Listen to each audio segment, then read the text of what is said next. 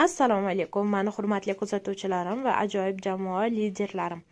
Xo'p, bugun sizlar bilan novichok nimadan qo'rqadi degan mavzuda dars o'tib bermoqchiman. Qisqacha bo'lsa ham qizlarjonlar, nimagaki ko'pchilik yangi kelgan konsultantlar boshidan buyurtma berishga qo'rqishyapti.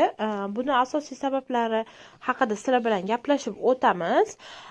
Xo'p, qizlar eng birinchi o'chirda yangi kelgan qizlar pul yo'qotib qo'yishdan qo'rqitishadi.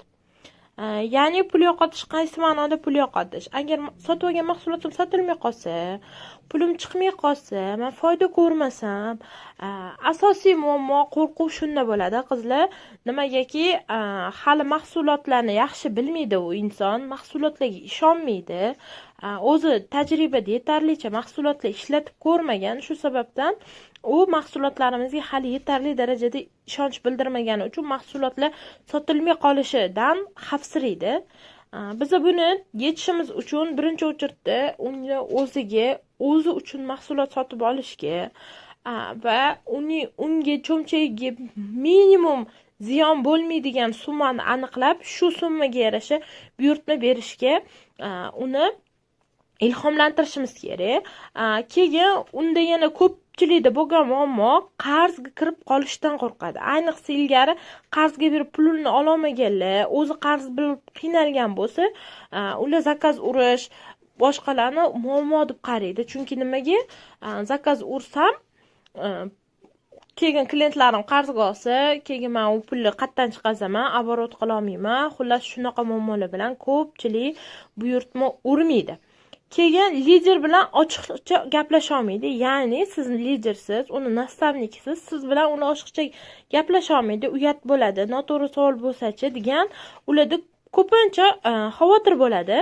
Shu joyda sizlar e'tibor qaratishinglar kerak. Liderlaringlar sizlar bilan ochiqcha bemalol gaplasha olishsin va xohlagan savolni vaqtida bera olishsin.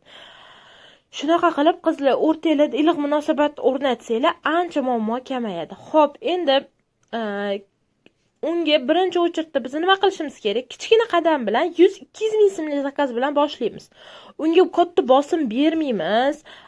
Keyin qaranglar, har doim trendda bo'ladigan, har doim 10 tursiz ham o'zingizni sotiladigan eng foydali mahsulotlar haqida hit prodajalar bilan ularda tanishtiramizda, 2 kun ichida sota oladigan mahsulotlari bo'lsin. Realni qo'liga pul tushsin. Biz ularni kelishi bilan balga majbur qilmaylar qizlar. Shak sovg'a haqida ma'lumot beringlar, lekin shakdan o'tishga majburlamaylar.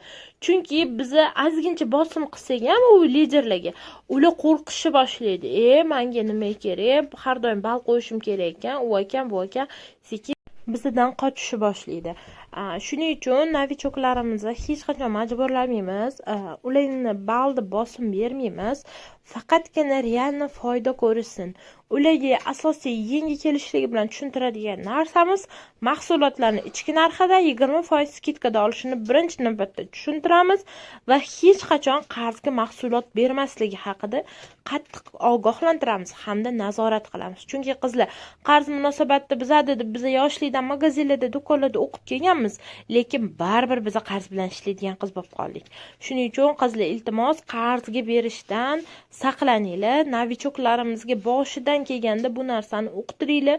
Chunki 1-2 marta zakaz qarzga bersa qizlar, keyin dal shuni klientlari bu qarzga beradi-yu, bemalol bir oylarda buni pulini qilib bersam bo'ladi degan fikrga borib qoladi. Shuning uchun qizlarimiz boshidan qarzga berishi to'xtatsin. Shunda inshaalloh hamda ichki narxida berishmasin, iloji boricha klientlarga katalog narxida sotsin qizlar. Shu narsani ham nazorat qilinglar. Pulini realni qaytarib olsin. Pul kirgizayotgan tovarlari unga naf keltirsin va ularni ustidan u yetarli darajada daromad qila olsin. Realni bir oy ichida qancha foyda ko'rgani u hisobli olsin. Zakaz urayotganda va zakazdan pulni klientlardan pulni olayotganda qancha pul foyda qilayotganini uni realni ko'zga ko'rsatib beringlar. Inshaalloh u qo'rqmasdan kelasi safar buyurtma berishni boshlaydi. Shuning uchun birinchi o'rinda novichoklarimizga mahsulotlarga ishonch uyg'otamiz, qarzga bermaslikni o'rgatamiz. Bal uchun emas, konsultantlar rostmana foyda daromad olishi uchun harakat qilamiz va inshaalloh ularni yetarli darajada, ularni ko'ngli tusiydigan darajada daromadgacha olib chiqamiz. Keyin sekin etapma-etap уже balla haqida tanishtirib borsak bo'ladi. Lekin yangi kelgan qizlarni 100 ball deb qo'rqitib, qiynab qo'ymanglar. Agarda uni sharoiti, imkoniyati va mahsulotlarga ishonchi bo'lsa, bemalol 200 ball ham ura oladi.